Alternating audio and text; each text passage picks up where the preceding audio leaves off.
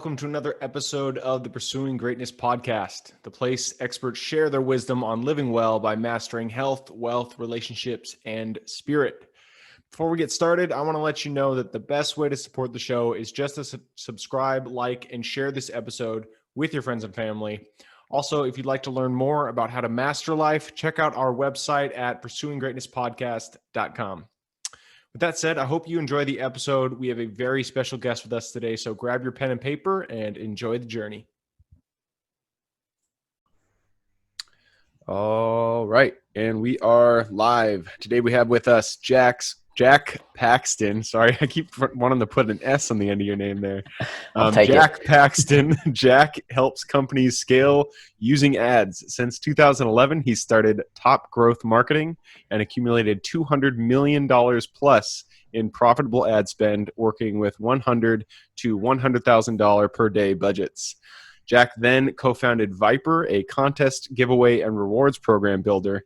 And also his latest project is Hyax, which is a creator-focused funnel, membership, and course builder. So Jack is the marketing guru. Jack, thank you very much for hopping on the podcast today. How are you?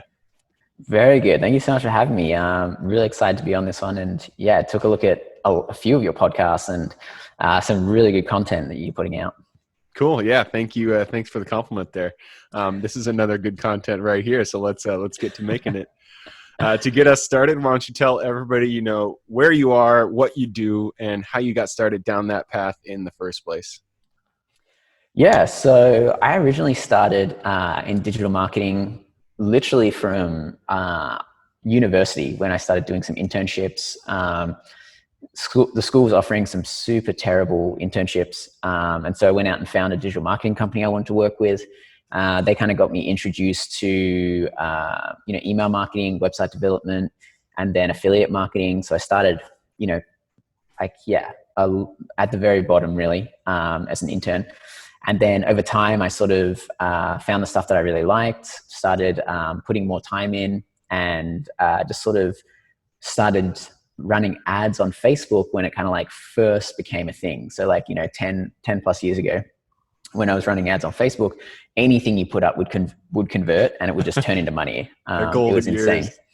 Yeah. And so I was like, wow, this is pretty good. And so then I started doing a little bit more of that, and, started a division in that marketing agency.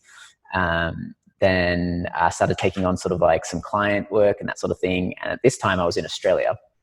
And then I sort of got to the point where I was like, okay, well, Australia is great, but the budgets aren't really that big. And all of these internet marketing people seem to be in the US. And I had done a study abroad over in the US. And so then after graduating, moved to the US, started working with a few ad agencies over there. Once I had kind of seen the budgets what I was working with, freelance obviously started becoming a thing. And then took on some freelance clients, started getting too much work to do myself. So started hiring people, and that's how Top Growth Marketing started. Along that way, I met my co-founder, who is a developer. And looking at the kind of grand scheme of things, I was like, hey, agencies are great, but they're always so hard to scale very profitably. And then that's when I started getting more interested in SaaS, so software as a service, and building out software products where you could have one-to-many instead of one-to-one. And, ad agencies are more like one-to-one. As you scale up the client portfolio, you have to scale up the team to kind of like match that. You always need like a project manager or a media buyer, a creative person on every single account. So it's much harder to scale. Whereas with SaaS, software as a service, it's kind of like one-to-many. You can have like one developer, one marketer to, 10, 100, 1,000. The only variable is really changing hosting costs and maybe some support, but much easier to scale. So we started getting involved with that with my co-founder, and then we developed our first software company, Viper, and now we're just about to launch our second software company. It's been a pretty crazy ride, and a lot of it has been revolved around digital marketing. Awesome, man. I love your story. You're the first one that's come whose story kind of got started as an intern, and I love that because I did some internships back in the day, and they sucked. It was like a horrible experience. So it's cool that you got started there. That kind of got your story started in internet marketing. I think it's such a good place to start as well. It's a shame that internships are kind of like decreasing as places like California are making it like you have to pay minimum wage on it. And I think companies are like, well, I don't really want to have to train someone, pay the minimum wage, invest all this time, and then have them leave in 6 months. Yep. I think it's kind of tough for the companies to decide to keep doing that. Whereas, I loved getting paid as an intern, but the opportunities and the experience should definitely counteract some of that pay, I think. Yeah, no, absolutely. Especially when you're getting a hard skill like marketing, something that you can actually take along with you. I think internships are great that way. I could get on my soapbox here. I've always thought that education should be more like the medieval times when they had, apprenticeships and all like that. I felt that was a good thing, but that's something else for a different podcast. Let's continue down the road of marketing. So you got started as an intern. You did the one-on-one kind of thing. So you created your actual agency. Top growth marketing, and you kind of hit the ceiling there. You kind of realized it was a little bit more difficult to scale. So before we get into the Viper and the Hayaks, take me to the growth period that you experienced in top growth marketing. A lot of people listening to this podcast, they have their own business that they're trying to scale, and they're running into problems. So kind of take us through your own journey when it came to scaling that. Sure. And no, the agency is still running. So Top Growth Marketing is still growing and thriving. I'm just kind of less involved, and I've put in managers and, a big support team. Gotcha. So that's working well. And then I do like business development, sales, that sort of stuff. Okay. So in terms of marketing, like when you say people have their own businesses, do they have their own agencies they want to learn how to build, or do they have their own kind of like e-commerce stores that they want to build? What's the best strategy to go for here? No. So I really want to hear your perspective on just growing a business. It doesn't really have to come from the perspective of marketing. The people listening to this podcast, it really is just it's pursuing greatness. So it is how to live a great life. And so we're really focused on how to, the people who choose business as a path. There's so many obstacles that come in your way. So how did you get through those? And what were the kind of the lessons that you learned in going from just you and your client to you and a team? Yeah, sure. So starting out, the biggest lesson I learned going through this is to build out a really good team.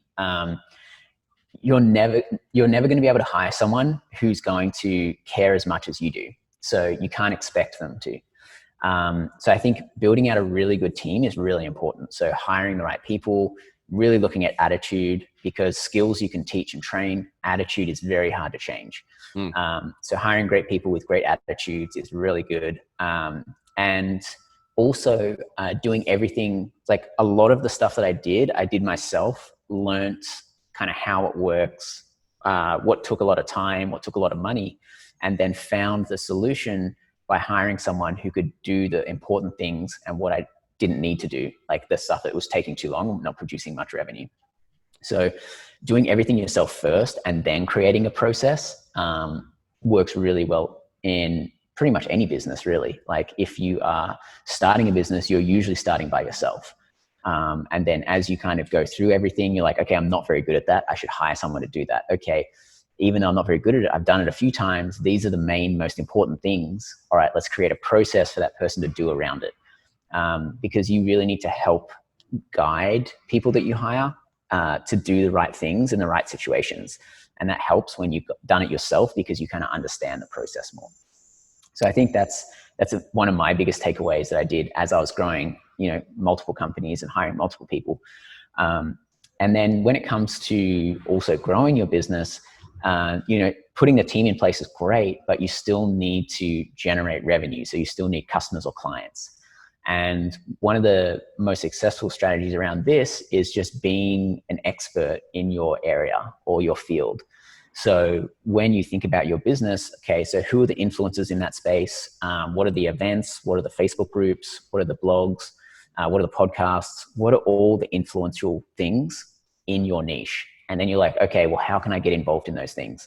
So started speaking at marketing conferences, started creating marketing content, started partnering up with other marketers, started doing like training webinars, free courses. Like I do a lot of training with Shopify merchants. And so think about where your ideal customers or clients go to get experience and knowledge and wealth, and then figure out how you can get involved in that so that you become an authority in your space. And then once you're an authority in your space, it's much easier to have those conversations with customers and clients because you're teaching them and you're adding value rather than you're trying to hard pitch and hard sell them, because people hate being sold to. Yeah. So no, is that enough? I can keep going if you want. No. I love it. I really like that perspective. Kind of show that you're an expert, which kind of from my perspective is just give your advice, give everything that you know, because you are the expert. You, Jack, are the expert in marketing. You know more than other people. So you went out there, you gave your knowledge, and from all of just being out there and engaging with people, then it came back to you. I don't know. I really like that perspective. And there's many different ways you can do that. Podcasts are one. I'm a biased towards podcasts. So if that's not you, you can go to conferences, you can do whatever it is. Jack gave a lot of examples there. So I love that you did that. So kind of go in, you went out, you gave your advice at all these different, places that it sounds like you went to conferences, etc. At what point did you start running ads for your company? So in terms of a marketing company, it's hard to run ads for a marketing company because you're always going to be kind of criticized. Yeah. So I think the most successful one has actually been a lot of the organic content we do, a lot of the relationships we build. And then what I focus on is remarketing. So once someone's shown a little bit of interest, I go really heavy on the remarketing. So if you go to our website, you're going to see, recordings of webinars, recordings of conferences. If you're on our email list, you're going to get 4 months worth of drip, which is just value add, how to do email marketing, how to run Facebook ads, how to set up your account.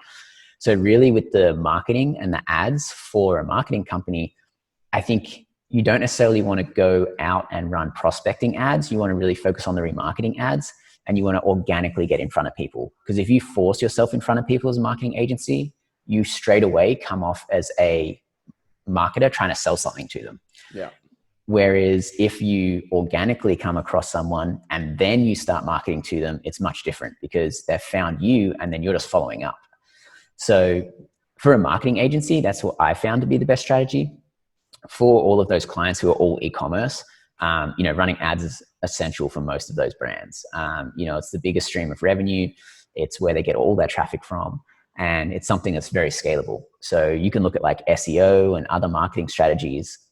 It's not really scalable. You can't really just turn up the budget on it. It's much harder to do. So in terms of running ads for any other business, because marketing is very specific, but in terms of running ads for any other business, definitely make sure you have your remarketing set up, because most people aren't going to go back to your website unless you prompt them to. So the buckets that I usually suggest people set up is remarketing for people who visit your website. So that's setting up your pixel on Google and Facebook. Anytime someone comes to your website, you're going to show them an ad on, Facebook or Instagram or YouTube, within 30 days of them visiting your website. So your goal is to get them back to your website. The next bucket is remarketing people who engage with you on social media. So in Facebook, you can create audiences based off people who like, comment, and share your content. So if they've already done that, they've got some sort of interest in you. So you want to make sure that you run remarketing ads, give out your best value first. So make sure that your first set of ads is just kind of like delivering value, making your prospect's life easier and more enjoyable, however you can do that, whether that's solving a problem for them, giving them free cheat sheets, giving them free downloads, whatever it may be. You've just got to provide value. Your first step has to be providing value, because if your first step is trying to sell something, they're going to be turned off straight away. And then the third one is remarketing via email. So, making sure that you try and capture that person's email address, because that is, yes, it's an older strategy, but it's still one of the most effective. People still look at email every single day, multiple times a day. And it is very cost effective for people who don't want to spend too much on ads, because once you kind of get that person on your email list, they're in there forever until they unsubscribe. And you can keep marketing to them, keep giving them value, keep giving them content, and then put in, an email or two about your services or about what you could do for them, that sort of thing. So, if you're starting out with your business, really focus on remarketing with your ads, getting as many people on your email list as possible, and then scaling from there. Awesome. No, I love it. That is a really good, concise way to kind of look about it. The next question I was going to ask was if you could kind of put on the hat, let's say a real estate agent. Let's call her Susie. She's just starting out as an agent. She doesn't have a portfolio. She doesn't have a long client list, and so now she needs to get clients. So take that scenario, and what would you do in the first 2 months? Yeah, so this is a great one, actually. What I would do is I would really focus on a certain area. So if there's a few zip codes or postcodes, depending on where you're listening from, that you focus on selling on, create kind of like a report on that postcode or that zip code, and then just require people to put their name and email in to get that report. Run your ads just to those zip codes and people who maybe have a higher income. So you can filter in Facebook and Google by income level. So run that as an ad in the zip codes, and then run the report on the best property to buy in those zip codes, the best property types, the best offers, whatever it is you want to be giving them value by doing either the research for them or, curating the best houses for them or something like that. Just have that as like a PDF or even like a website page that's hidden, that once they sign up, they get access to that. And so then you've got this really long list of emails that people who are interested in those zip codes, and then have kind of like an email drip that continually, tells those people about upcoming properties available and that sort of thing, and try and get people to respond with if they're looking for a property or not. As soon as they're looking for a property, try and get their phone number, try and have a conversation with them, and then try and become their agent. That would be my process if I was a real estate agent, and how you kind of can lead with value, then get that connection, that personal connection, put them into your CRM or whatever real estate agents use to, keep track of all the potential buyers or sellers, and, feed them through that funnel to make those sales or get those people who are looking to sell their house. Because I think you work on both sides, don't you? You're looking for people who are buying and selling. Absolutely. No, that was killer. If you're a real estate agent out there, you just got the keys to the castle. So follow Jack's advice right there. Cool. So let's move on. Top Growth Marketing is your marketing agency, but you also have Viper and Hiax. How has that kind of differed? The launching of that, how has it differed between? You were talking about one-to-many and one-to-one. How has the experience been different between the two different categories, I suppose? Yeah, so all of my experience was kind of running Facebook and Google ads for e-commerce stores, and people doing direct to consumer stuff. And then I swapped over to SaaS, software as a service, and started doing B2B. And so B2B is very different to B2C. And so it was definitely challenging. And I would say ads were less effective for B2B than they were B2C. So we had to kind of pivot, and we started investing in other strategies as well as ads. So we started doing content marketing, webinars, a lot of training, a lot of free case studies and all that sort of stuff to get out in front of these people trying to grow their business, because Viper helps people run giveaways, contests, and referral programs. So it's very, very B2B focused. It's for business owners trying to grow their email list or trying to grow their social following and that sort of thing. So there's a few people that are going to have to be included in that decision-making process. And, you don't really get excited about buying B2B stuff. It's not like, hell yeah, I can't wait to go buy that software, in comparison to like buying shoes or a new outfit, new car, whatever it may be. So yeah, the strategy shifted a little bit from, just running direct response ads into kind of similar to what I was talking about with the marketing agency marketing, being a little bit more organic up front and then using the ads as remarketing to close. That strategy worked a lot better. And I think email marketing became way more important. So, with a B2B sale, you're probably going to have, 10 to 20 touch points. And our conversion window is usually around like 20 to 30 days. So once someone first discovers a brand, it takes 20 to 30 days before they turn into a customer. Whereas direct to consumer, usually it's only like 4 to 6 touch points, and usually the conversion window is within a few days. Oh, wow. So okay. that changes the marketing strategy that you need to use for each type, whether it's B2C or B2B. So yeah, I would say that was the biggest change, going from, marketing agency over to software, and going from B2C to B2B. Cool. No, I love it. That B2C and B2B, I've for real estate, I dabbled in many different things, and a lot of it was B2C, and it's a lot different than B2B. I feel like I kind of do better in the B2B space, but that's cool that you've been able to straddle both of those there. Shoot, man, we are at the end of the episode. It goes so quick, man. 20 minutes is nothing. So before we close out, we're going into the quick question round, and this is just me asking you quick questions and you giving a quick response.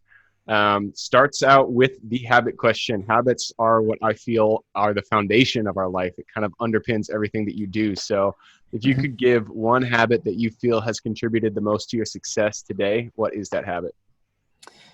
Consistency, for sure. Just sticking to it, problem solving over a long period of time. I love it. Consistency is key for sure. Next one is books. I'm a big bookie. I hope you are too. So give me one recommendation on either business and marketing, and then what is it? Life wisdom. There we go. At the moment, I'm reading a book by Nathan Lacker. I think I forget the title. It's like How to Be a Capitalist or something like that. But yeah, it's really interesting. He's like pretty interesting person. He's a big podcaster as well, actually. But yeah, it goes into a lot of stuff for growing businesses, systems, understanding business, that sort of thing. And he gives real life examples, reveals all sort of thing, which I really liked. So his book is really good. In terms of life advice, my dad made me read this book called The Richest Man in Babylon. Oh yeah. Like ages ago when I was a little kid. And like, I just keep going back to that. It's just like such good life advice. Even though it's like, whatever it is, 100+ years old. Yep. No, man, the old books are the good books. They knew how to write back then. And The Richest Man in Babylon, I have been recommended that book many times, but I haven't picked it up. So I got to do it. It's super short read too. What was that? It's a super short read as well. Like you can get through it in like, a few days. Perfect. It sounds like The Alchemist. Have you ever read that one? No, I haven't. I'll have to check that one out. You're going to have to check it out. Awesome. So Richest Man in Babylon and How to Be a Capitalist. Next question. Okay, so if you could go back to Jack, who was just starting out, the one, you hadn't done, you're an intern, let's say that. Go back to the Jack, you were an intern, you were just learning the ropes. Sit down with him and give him just one piece of advice moving forward. What is that piece of advice? I think it would be take more risks. Nice. I think the main thing is I'm a little bit more conservative. And everybody always thinks of the worst case scenario, but the worst case scenario rarely works out. And if something does go wrong, usually you can pivot and fix it. So yeah, I would tell that person, take more risks, take on bigger clients, hire more people, take on more risk, and see how it goes. Killer. I love it. Next question. This is an easy one. Where is your favorite place to go to get a little bit of solitude and R&R? Oh, definitely surfing. Coming from Australia, grew up by the beach sort of thing. And yeah, that's definitely the best time. You're like out in the ocean, super calming, getting a bit of physical exercise, no screens anywhere to be seen. It's good. I love it. I love it. Surfing. I haven't done it. I live in Washington, so it's basically an ice park up here.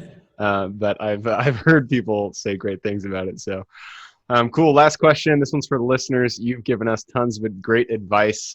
So if somebody did want to reach out and get in contact with you, what would be the best way for them to do that? You can just go to jackpaxton.com. That'll have a bunch of stuff on there on, a marketing agency, if you need help running ads, the software, if you, need help with giveaways, contests. And then the latest one, Hyax, is going to help creators build courses, membership sites, and marketing funnels. So yeah, if you just go to jackpaxton.com, you'll find all that. And then my email that you can reach me on is jack@topgrowthmarketing.com. I'm definitely most available via email. You can try my LinkedIn and Twitter and stuff, but it might be a slower response. Perfect. So that was Jack Paxton, JackPaxton.com. You can reach out there. I'll also put his links in the show notes below. So if you'd like to reach out and say hi to Jack, go ahead and click through there. And awesome. So Jack, thank you very much. I hope my dog's been barking in the background, so I hope that hasn't. I can't hear it at all. Perfect. Anyways, thank you for hopping on. I had a blast having a conversation with you. I know everybody else listening and watching has as well. For everybody who's here on the podcast with us today, thank you guys for showing up. We do this because of you. You are the reason for us to be here. So thanks for being here. Again, the best way to support the show is just to subscribe, like, and share with your friends and family. Other than that, I hope you guys have a great day, a great week, and I look forward to seeing you on the next episode. Nice. Thanks, Gabe. Thank you guys for sticking with us on another episode of the Pursuing Greatness podcast. I hope you got a lot of value out of that guest. Again, the best way to support the show is just to subscribe, like, and share with your friends and family. Also, check out pursuinggreatnesspodcast.com if you want to get more information about what we do and what we offer. I hope you guys have a great day and keep living in integrity with yourselves. And I look forward to seeing you on the next episode coming shortly.